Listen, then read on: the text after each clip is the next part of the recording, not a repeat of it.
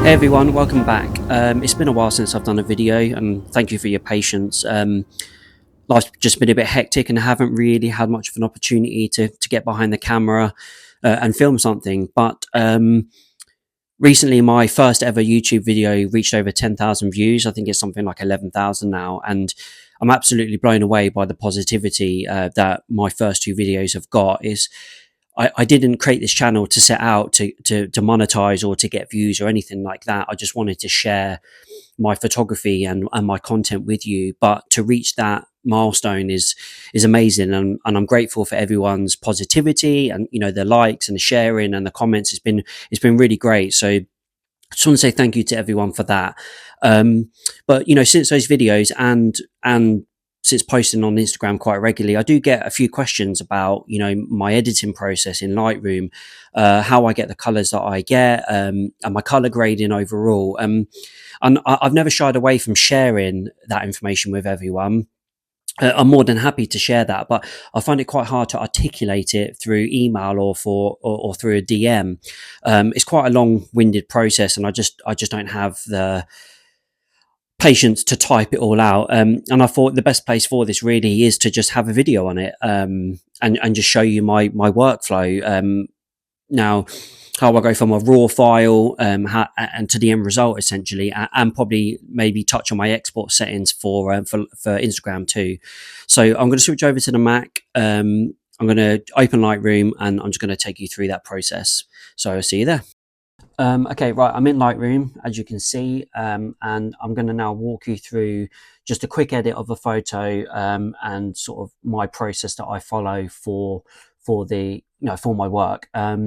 Now this is the raw file, so this is what the photo looks like straight out the camera. It's a really good clean image, exposed well, but for me it's just a bit too green, and the sky is obviously, there's no texture or detail in the sky because it was just a really cloudy day.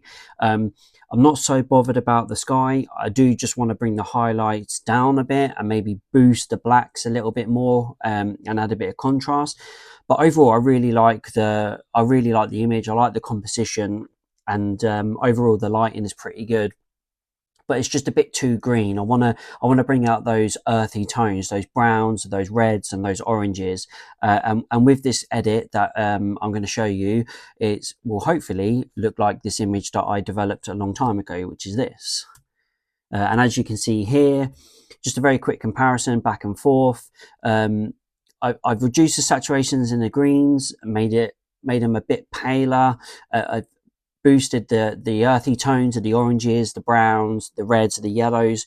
So now there's a bit more definition in the trees. There's a bit more separation between sort of greens and browns, and it's just adding a bit more contrast to the colors of the image. There's a lot more color now. There's less green, and there's more reds, there's more oranges, and it just kind of balances out the photo just a bit more. So I'm going to walk you through now sort of how I edit this. So I'm just going to go into developer mode. I'm going to assume that you're well versed in Lightroom first and foremost, so I'm not going to take you through the shortcuts or anything like that. I'm just going to do the process of how I edit my photo. So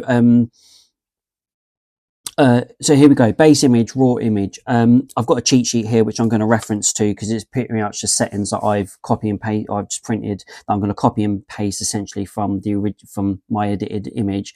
So what I'm going to do first and foremost is I'm going to reduce my white balance. Now I'm conflicted with my white balance. Sometimes I like the image to be warm, sometimes I like the image to be cold. It's quite hard to know really, but I edit my white balance purely just based on how I remember the scene. So if it was quite a wintry cold day, I tend to go for more the blue end of the spectrum for white balance. And if it was a sunnier day and I kind of just want to boost that those reds and those yellows on a sunny day, I tend to go the other way with white balance. But for example, on this image, I'm going to make it a little bit colder just because I am pulling out the earthier tones in this image. So I don't want it to be too orange or too oversaturated with reds and oranges. So I'm going to pull the white balance down, around the 5,900 Kelvin mark, and just start with that. So The tint, I'm just going to boost up a little bit to around about 20. It doesn't look like it makes a lot of difference, but it does. It's just a base for bringing out, you know, more of those red, oranges and yellows within the image. I don't want to go to green because I'm trying to reduce the green in the image. So I'm going the opposite way with the tint because I just want to draw out browns and reds. And as you can see already up in these trees here already, a lot of the brown is coming out, which is great. So right, to exposure now.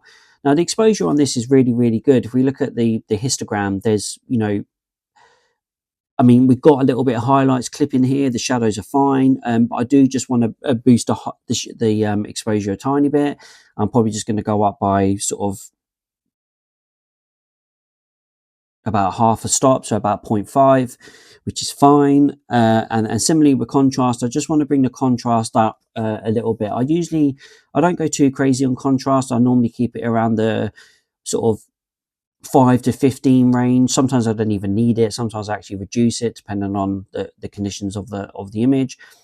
But for argument's sake, and copying my last image, I'm just going to stick around 14. Now, exposure, contrast, highlights, shadows, whites and blacks, they're all personal preference. Okay, so you're not going to get the colors that I get by adjusting exposure and contrast, only, or not to a certain degree, but I would adjust your exposure and your contrast purely just based on your personal preference. The same with your highlights and shadows. What I'll get to shortly is the color grading that I'm getting to. So at the moment, I'm just correcting this image from a very basic setting standpoint, and when it comes to exposure. So I like to crush the highlights completely because they're clipping, and I just want to kind of reduce the whites in this image. And as I adjust the highlights here now, you can kind of see that I'm starting to get a bit of different definition back in the sky. There's I mean, you can't really see it from there, but the clouds are starting to draw out now, which is really good. And plus there's a quite a significant reflection on the car windows here that I really want to get rid of. But because I've crushed the highlights or reduced them, I just need to bring the shadows up a little bit more. So I'm going to bring the shadows just up ever so slightly to around 12, 13, which will be fine. And a general rule of thumb for Lightroom and for digital photography really is highlights down and shadows up. With film photography, the highlight recovery is a lot better. You can overexpose and kind of recover your highlights a lot better. But with digital, it's kind of the opposite. I tend to shoot a stop or two underexposed so I can bring out the shadows, because the shadow recovery on digital is just so much better than film. So this is why I decided that I'm going to get rid of the highlights and up the shadows for this particular image. Right, for my whites, I'm just going to boost a little bit because I reduced the highlights. I just want to bring back some of that white into that image, just brighten that image up without, you know, adding additional clipping to the image when it comes to highlights. And the same with blacks, because I'm taking out the shadows. I want to put some black back in. The blacks aren't going to introduce shadows to the image, but they are going to bring back the depth and the definition of the blacks within the image. So as you can see now, if I just do a quick before and after, great before image, pretty well exposed, but a bit flat. And once I've now just done some very basic editing, I've brought out the definition of the image. I've brought out the greens. Things are a bit more saturated, and just a bit clearer. It's less flat, basically, in the image. So so texture, clarity, and dehaze. Again, this is all personal preference.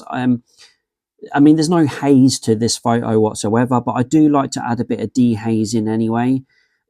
It doesn't make, I mean, it does make a difference, but you know, at these very small changes, it doesn't make a huge difference. It's probably not that noticeable, but I I just like to do it anyway because I just feel like it changes the image ever so slightly. And I do like to boost the clarity in my images just a bit more. I know that sounds ridiculous because I'm shooting, you know, like a 50 megapixel camera. There's already so much clarity in the images, but when I export Instagram, you lose a lot of that clarity due to compression. So I'm just kind of preempting that reduction in clarity with compression and just kind of adding more clarity to the image so I don't lose it, you know, at the tail end of my export process. Texture too, I like to give this a little bit of boost as well for just the same reasons. So I'm just going to take this up to like 8 or 9. So as you can see now, we've got a really nice, sharp, you know, unflattened image, and an image with a bit more definition in it. You know, the colors are starting to come out. There's a bit more red, there's a bit more brown into the image, and there's a bit more definition in the sky. Now, if I zoom in, as you can see, you know, there's a lot of detail retained in the image. Slightly misfocused here, but hey, it's not the be all and end all. But yeah, the image is sharp, but it's not over sharpened, and again, you'll lose some of that definition anyway by the time you go to export in and upload into Instagram anyway.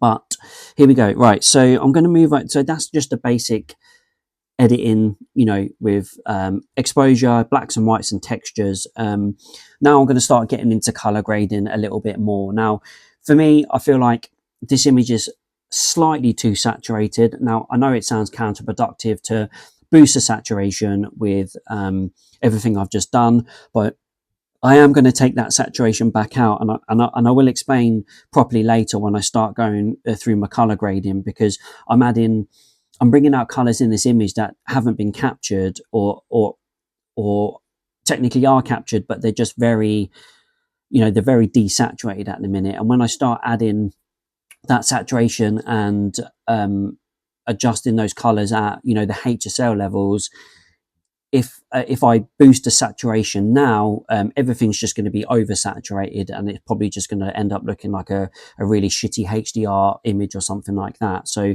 I'm going to boost the vibrancy. I'm going to take that all the way up to about 25, 30. You know, at the moment, this looks awful. I would never, ever have a photo like this. It's just not my style. So I'm going to take the saturation down all the way to about sort of 14, 15. And that is kind of looking like a much better image for me. So, and I'm already kind of very happy with the way that's looking, but I know that I can make this better. Now I'm going to move on to tone curve, and I just I like to add a very shallow curve to this, like an S or something like that. So I'm just going to slightly bring up the shadows over here, just ever so slightly. I don't want to lose too much detail, but I do just want to bring up the shadows a little bit more. And over here in the highlights, I'm just going to bring down ever so slightly. I mean, it's almost negligible. Like when I turn it on and off, you can't really see the major difference, but the differences are there. Right, I'm going to move on now to the color mixer, which is the HSL sliders. This is kind of where now all the color starts to come out for my images, or for this image in particular. So I'm going to start with saturation. Everything is down the middle, and now I'm going to start saturating the colors that I want to bring out more, you know, the reds, the oranges, and I'm going to start taking away saturation from the colors, for example, like the greens, that I don't want to be too powerful in this image. So starting with the red, I'm not going to touch. I haven't touched red in this image whatsoever. Depending on the nature of the image, I may be inclined to boost or reduce the red, depending on how much red is in the image. But again, this is a case by case basis. But for this image in particular, I'm not going to adjust any red. There's not a lot of red in this image whatsoever. For the orange though, I am going to boost, because I want to bring out those browns and those oranges. So I'm going to bring that up here to sort of like the just over the quarterway point of the orange, around 37. For the yellow, I just want to reduce the yellow ever so slightly, because I want to take away that saturation in the green. So if you see now, if I pull it back to 0, the greens are quite nice. They're very green. But if I start reducing the yellow now, I start to get a more natural. I start to get like a more natural looking green, a bit more browny green, a bit more of an autonomous feel to the green. It's not such a bright green, and most of the differences you can see are up in these these pine trees up here. Again, next I want to take out the greens from the main sections of the image. I want to reduce that saturation, so I'm going to take that down to about here. I'm going to reduce the blue all the way down because why not? I don't really know where the blue on the image is affected. I would presume it's mostly in the shadows area or even the sky, but I don't want this image to be too cold. I've already reduced the white balance enough. I don't want to have too much blue or coldness to the image. I don't want this image to be too warm. I don't want it to be too cold. So I kind of want to keep that balance there. And again, the blue I'm just going to take down to about 24, 25. Now, if I turn off the toggle here, this is before, this is after. There's just a bit more desaturation to the image. There's a bit more brown in the image. To me, the greens feel a bit more natural and less saturated, which is kind of perfect and how I kind of want my images to look. So if I move over to the hue section now, I'm going to look at my cheat sheet. Again, I'm just going to start now reducing color in the areas that I want to boost in this image. So for my orange, I want to bring out the oranges, so I'm going to take the orange down. I want to add more orange to this, so I'm going to move the slider down, and as you can see, I'm starting to bring out those browns in the image now. So the branches and the stumps of the trees, the bricks over here, they're all now starting to look a bit more saturated, including some of this dry dead grass in the bottom of the image. So the yellow too, I want to start reducing the yellow because I don't want it to be too yellow. I want to go to more of the orange spectrum because I'm trying to achieve those warmer tones. So I'm going to go over here too. So just looking at this now very quickly, the browns are a lot more saturated now. The oranges are a lot more saturated now. And as you can see in the image, you know, the branches, the bricks, and the tree stumps and the dead grass, they're all more defined now. They're just looking a lot more natural, and those colors are starting to come back out for them. Green, I'm going to reduce down again because actually, let me take a bit more yellow out. There we go. So if look here. So if I reduce this yellow down even further, I'm now getting a lot more brown in this image, which is kind of how I want it. Sorry, I was looking at the wrong settings. Unfortunately, I really probably should have just paid attention, but apologies. But yeah, I'm taking that yellow out of the image. I don't want the image to be yellow or green. I want it to be more orange. So I'm reducing the hue over to more of the orange spectrum of the image. And now, as you see, we've got a lot more oranges in the image. Some of the oranges and reds are starting to come out over here in the bush because these are like dead berries on the bush, and it's nice to see that level of detail. The bricks are looking a bit more natural. We've got a bit more brown up in the branches. The image overall is looking a lot more organic. It's kind of looking how this image I think should look, rather than just being lots and lots of green. Okay, so that is the orange. So for the green, I'm gonna boost the green a little bit. I'm gonna take it up to around 5. Whilst yes, we've been desaturating the green and we're losing a bit of color in the green. I don't want to lose the green too much. I don't want the green to seem unnatural, so I'm just putting a little bit of green back into the image, because now the oranges and the reds are starting to be quite overpowered and some detail is being lost within that green. So I don't want the green to be too dark or to look too dead. So I'm just putting a tiny bit of green back into the image. I don't want it to be down here. I don't want it to be too brown. It just doesn't look I don't, it just doesn't seem natural to me. So I just want to put a bit of green back into the image, and I'm going to leave that there. So now we've got a nice contrast between greens, oranges, yellows, and reds in the image. For the aqua, I'm just going to boost ever so slightly, and I'm going to leave the rest as they are. I think purple and magenta in Lightroom impact the shadows a bit more, so I don't want to adjust the shadows any more than I need to. I don't want the shadows to start looking purpley or anything like that. Just want to leave them as naturally as I can. So I'm going to not touch them. So I'm going to move over to luminance now. So whilst yes, this image is well exposed and is looking really nice and saturated and not oversaturated, I do want to just change the brightness now, or the luminance of some of these colors. I just want to reduce or include a bit more clarity to these colors and just bring them out a little bit more. And you can do that by adjusting the luminance. So for the oranges, I'm going to reduce down to about 12. So if I move this toggle up and down now, if you look at the chimney more, so I've reduced the oranges here, they've gone to a bit more of the darker side. If I boost the luminosity on orange, I'm starting to introduce a bit more white to the image. I don't want to do that. I've already reduced the highlights. I don't want to introduce more highlights to the image and make the color seem too white. So I just going to bring that orange down ever so slightly to around there. Same for the yellow. I'm going to take the yellows down.